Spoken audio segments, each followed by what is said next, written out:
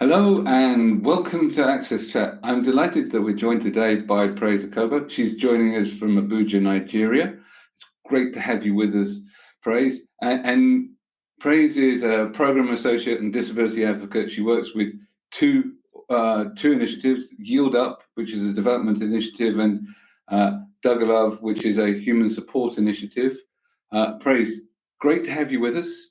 Can you tell us a bit about the work that you're doing and a bit more about yourself and how you came to be working in this field? All right, thank you, Neil. Thank you very much. So, thank you for the introduction. You've already mentioned my name. So, I'm Praise Akobo, and I'm a disability inclusion advocate.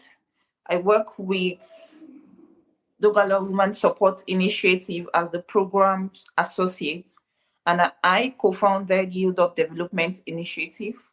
So I'm going to quickly speak about the both. So at Yield Up Development Initiative, our work is to build leaders, especially persons with disabilities, to also improve their access to quality education. So we discovered that 95.5% of persons, specifically children with disabilities, in Benue State, Nigeria, which is the north central part of Nigeria, were out of school as a result of some sort of bullying or discrimination.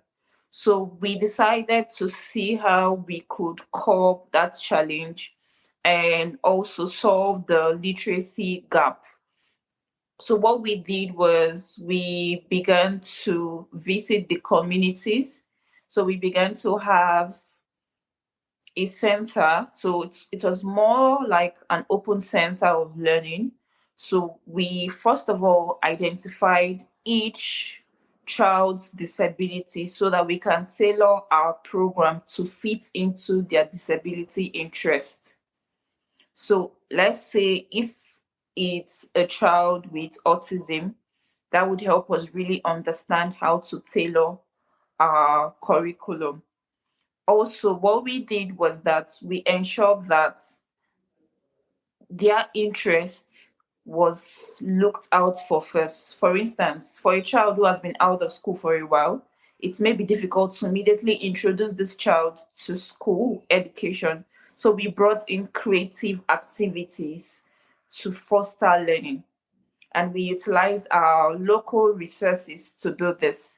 So local resources means stuff like discarded plastic bottles to teach them how to make creative pieces like flower vases, pencil vases.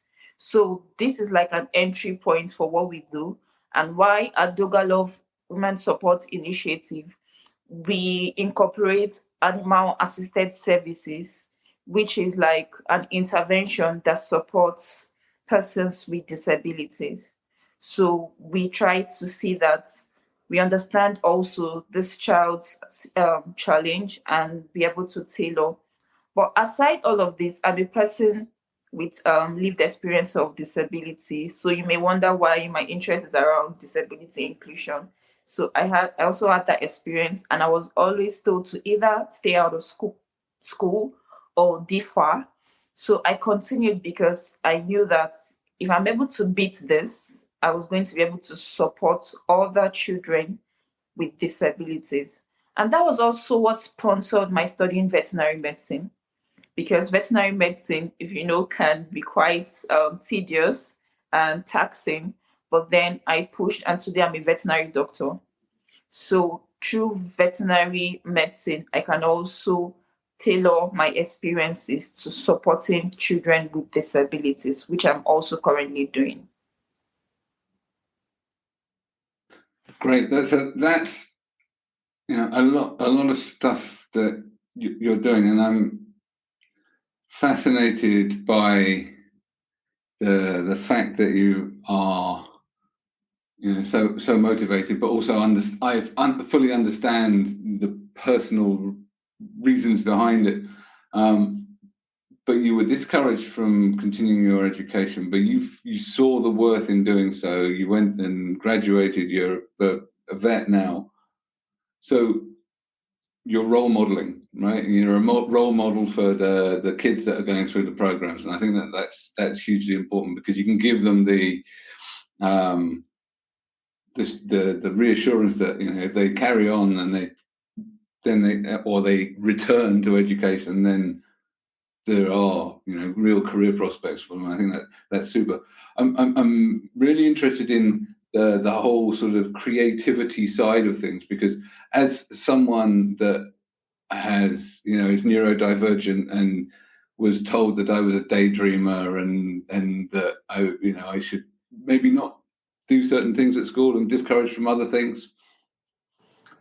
It was the creativity and the things that interested me that kept me going in academia. So I think that the approach of finding the interest and the creativity is really important. How do you do that? How do you have a team of people working and teaching the creative skills, or are you giving the kids the free rein to sort of be fully, imaginative? Tell me a little bit more about, that whole program. It sounds fascinating. Okay, all right, that's fine. So, yes, I began doing this when I discovered this need, but I knew that I couldn't do it alone. So, cast back to 3 years ago, I was still an undergraduate. So I began to speak to people, especially in my department. I started with my department to speak to people about my interests, and we began to form a team. And that's how Yield Up Development Initiative actually came into existence. So currently we have 5 core leaders, and we have 15 volunteers in different. So in Nigeria, we have 6 geopolitical zones.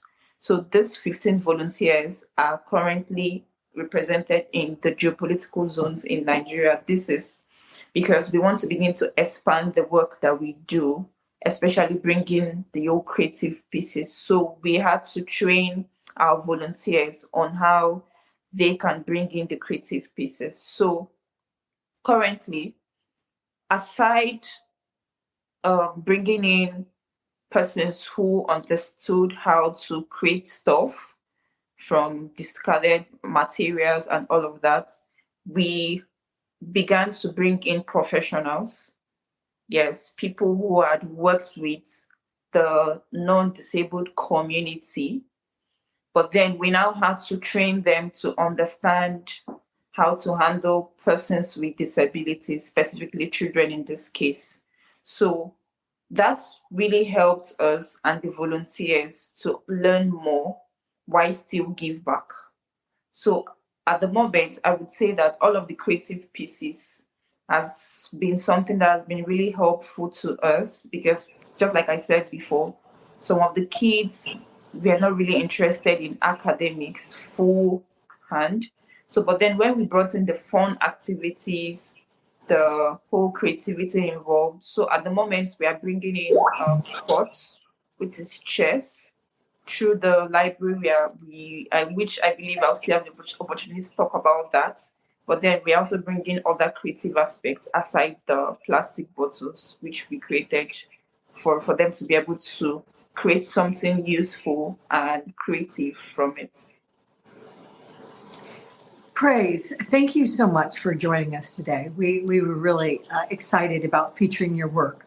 I want to shift it a little bit to talk about, why do you think, Praise, as a woman with lived experiences with disabilities that lives in Nigeria, why do you think it's important that we address these issues locally? Because I saw a trend, I still see a bit of a trend of, people coming from other countries, for example, to tell Nigeria what y'all should be doing to improve the quality of your lives and the lives of people all over Nigeria, but certainly from the perspective of trying to help society understand the value of, us humans that have disabilities. But why, Praise, do you think it's so important that people like you try to solve the problems that you're seeing in Nigeria, as opposed to the country always bringing in Westerners or people from other countries to say, all right, so what you need to do is do it like we do it here in the United States. For example, I'm just using my beautiful small country as an example, but do you think it's really important, Praise, for people that live in Nigeria, that understand the issues in Nigeria, to be really focused on these issues? Okay, yes, I would say yes. This is because for you to be able to solve something, as just as you've stated, you should have been able to experience it where you are in that context, right? So it helps you tailor solutions to that experience. So I would say it's totally out of it, bringing in the Western, let's say people from the Western world, but then it's better and much more relatable. For instance, I would use my example. I encountered like a young girl about 3 years ago. So it's felt like I saw my 8-year-old self in her. And that was like an entry point for me because she was facing exactly what I had faced. And I was able to relate with it in that community because I had faced this. And I could easily tailor solutions towards her and also speak to people around me who had seen that this was a challenge. And they would now be able to see how we can work together as a team to solve it. I would also say that, for instance, I traveled for the Mandela Washington Fellowship last year to the US. I was one of the Nigerians selected for it. And most of my experience and some of the things I learned with catering for persons with disabilities, in as much as I learned them over there, when I came here, I couldn't immediately implement them because the context here is different. So all I did was I learned, brought them back home, and tried to see how to tailor some of the solutions and what was already existing there over here. So it's much more easier for people in that local environment to solve their local challenges by themselves. But it doesn't stop you from learning and also trying to bring in what you've learned over here. And Right. of course, you could bring in some form of professional persons at one point and all of that, but then it's really best for you to be able to handle that. I agree. And I think what that, as you said, you doing a fellowship in the United States, you were able to learn what was being said and say, all right, now how I would apply that back in my home country is like this. And I think that's something that's really critical because I remember I went years ago and I spoke in Kenya. And the people were telling me things that I had never experienced in the United States, just personally. I had never experienced these issues that they were talking about, and I'll give you an example of it, but in other countries. I had been in a lot of countries. And so I just think it's important to continue to remember that the way that we really truly be included is when we do things like you're doing, Praise. Where was the Praise adult when you were 8 years old and needed support? Thank goodness you could be there for this lovely soul that's 8 years old, because what can that child accomplish just by this early intervention? So I just think it's a really worth repeating that over and over. And I'll give you an example. When I did go and speak in Kenya, they were telling me stories about what was happening with witch doctors, what was happening with, people assuming if you have epilepsy, you have demons in you. And there were just a lot of experiences that I personally had not walked. I had walked other experiences as a person with a disability myself, being told, Neil, I got some papers that I had saved since I was in high school many years ago. And I was looking at some of the papers and wow, the teachers said really bad things about me. Like I was disruptive. I talked too much. I didn't wait my turn.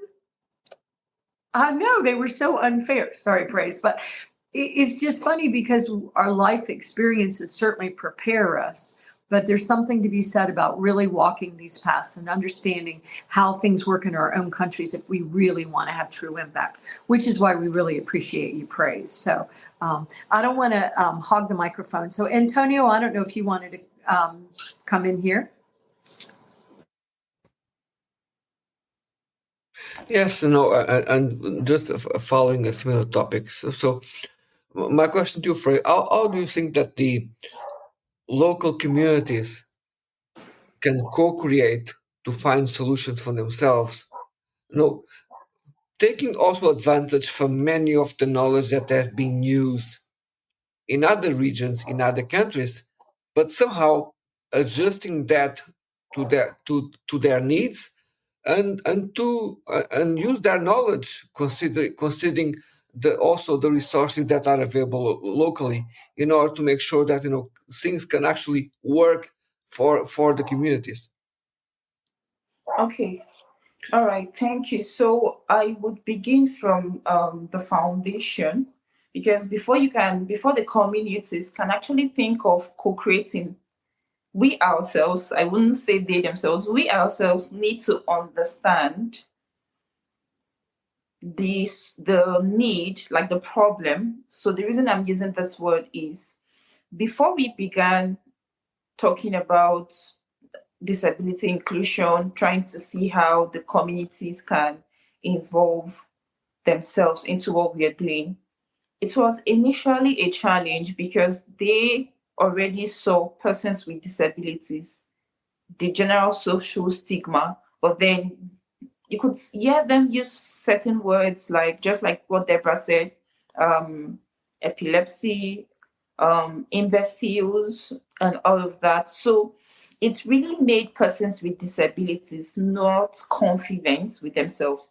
Parents who had children with disabilities always preferred to keep their children indoors, and so of course this hampered their confidence and their ability to be able to step out or come out of their houses.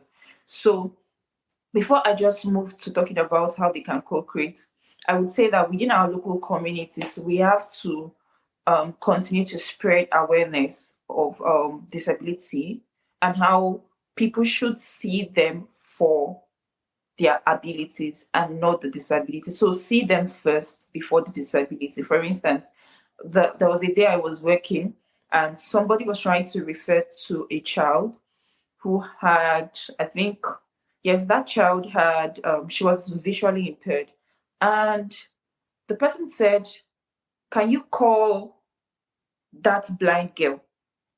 So I had to speak to the person much later. So at that point, the person is, first of all, considering the disability before the girl.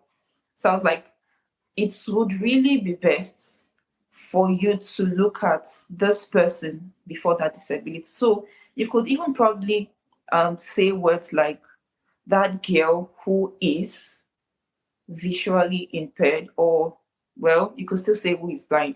So these are like certain strategies that the local community can ensure that the awareness continues. Of course, awareness is something that must continue.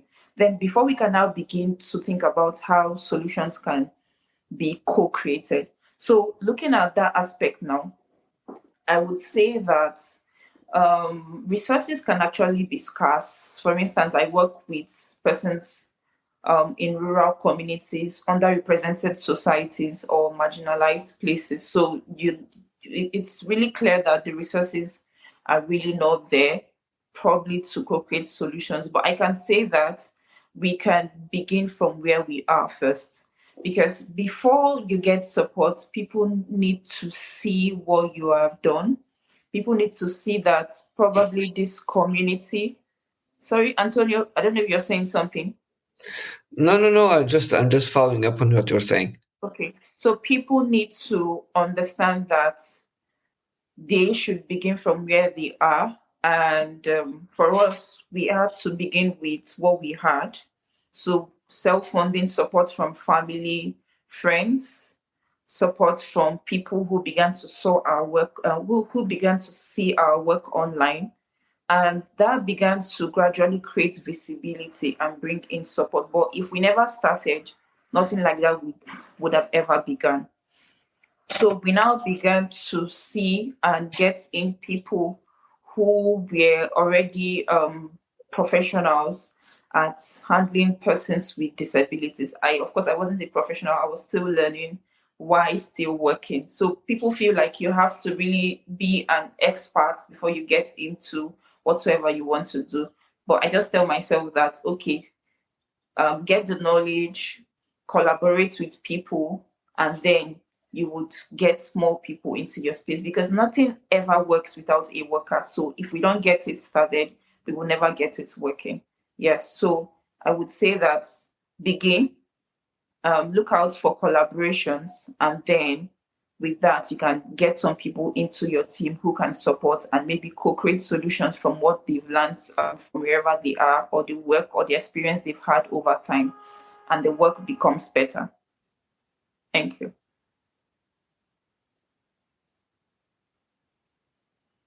Antonio, were you following up? I could just quick follow up on. We know that today, social networks and the web is all over. Everyone has some form of access. Do you see that the fact that social networks can have a positive impact on awareness on disability within Nigeria, or because that might relate with other countries, people don't relate? How do you see the impact of that? Okay, sorry, can you clarify the social network aspect? So when people use, there's many people who create awareness on disability on TikTok, on Twitter, on Facebook, people from other countries. When people in Nigeria access that content, do you see that as that content can have a positive impact, or is too distant from them? Okay, so I would say both a yes and a no. Okay, so a yes, of course, it can have a positive impact on them, because for me too, it has had a positive impact on me. There were certain contents I read online. I never thought that, oh, this was actually possible.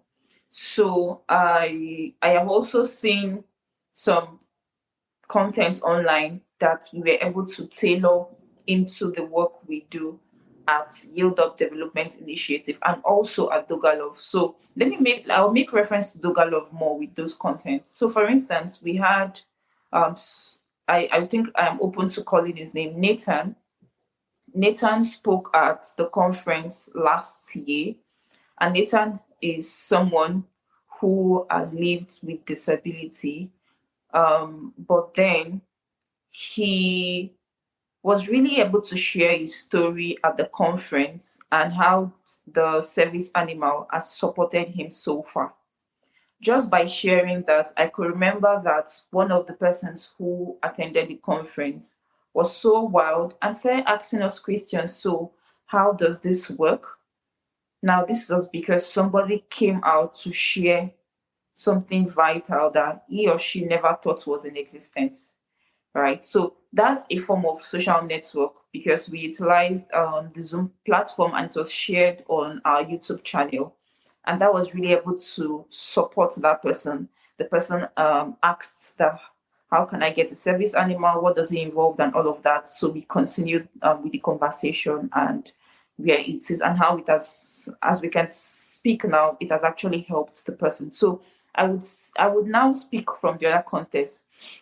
So I would say no, because some of the content are tailored to their experiences where they are. The reason I say their experiences where they are, or let's say the support system that they've gotten so far where they are.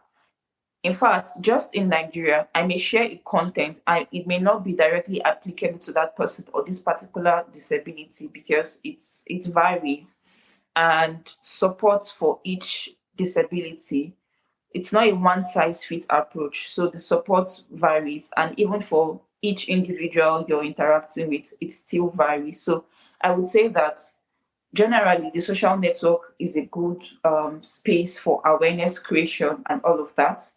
I would still say that when we consume those contents, we can tailor it to, if we are working in that space, we can tailor it to that particular solution and see if that works.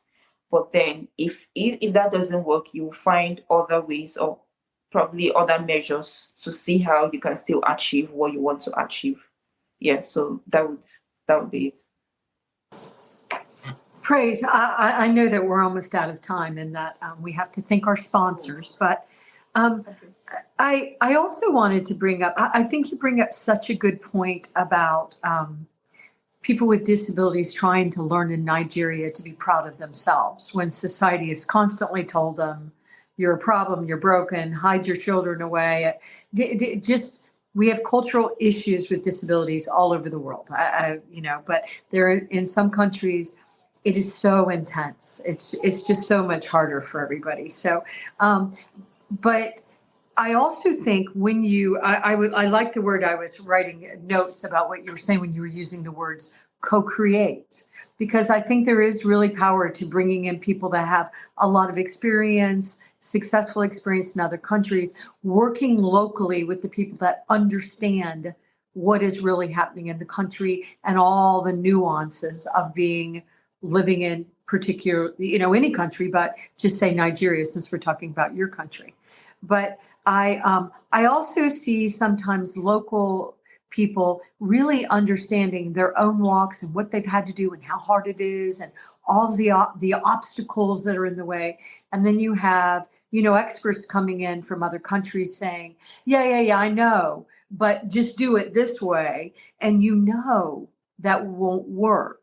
And so it's such a balance trying to get it right, especially when the people themselves don't always agree that they should be included, or the families. We've seen people hide their children in Panama because they thought when the census workers were coming through that their children were going to with disabilities were going to be taken away from them because maybe they weren't caring for them correct. So I was just wondering if in the work that you're doing, are y'all seeing some of the complications like that being carried out, or is it getting a little bit more clear about what needs to be done to truly have impact for these people's lives? Okay, so I think my network went off a bit. The last part of what you said, when you're trying to ask the question, I didn't get you clearly. Yeah, and I'm just wondering if you're finding that it is getting easier to work with other experts locally. Are you finding that it's getting easier now that you're starting to get your hands around what the needs are? Or is it still something you're still really in the grassroots efforts trying to figure out how do we move this forward? And I mean, there's nothing wrong with that. I think you could say that of any of our countries. Okay. All right. So I would say that it's getting easier. Okay. I would speak from my experiences. Then now narrow it to other person's experience, because I've had one or two conversations with other persons. So for me, the reason why it's getting easier is because I have begun to get exposure outside my local environment. So whenever I have the opportunity to co-create solutions with experts over there, I am able to understand them for who they are, still able to present our needs, whatsoever it is that we want to actually bring a solution together, and we can find a balance and know how to bring that solution into what we are doing. So I can say that it becomes easier when both parties understand each other.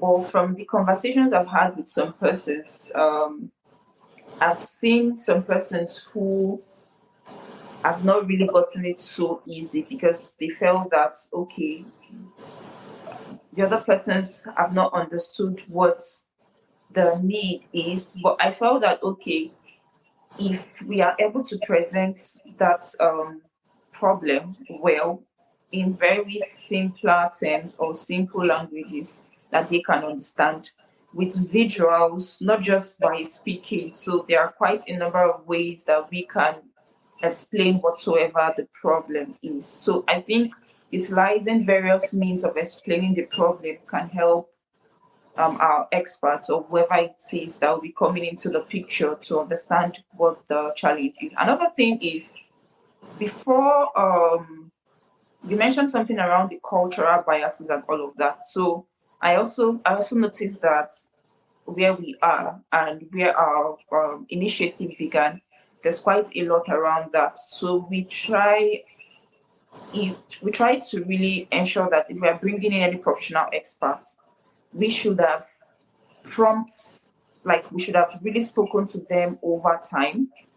We, the local persons, go there weeks before trying to explain to them, because immediately they get to see a professional or an expert coming, there's quite this sort of shift from them, a bit of fear, and they also begin to think like, okay, this person just came to check what the challenge is, then to just get funding and leave, right? Right. But then we try to ensure that they understand what we are coming for, and with that, they are quite comfortable to a point, and we are now able to together, because we involve the community. So another challenge is people don't involve the community.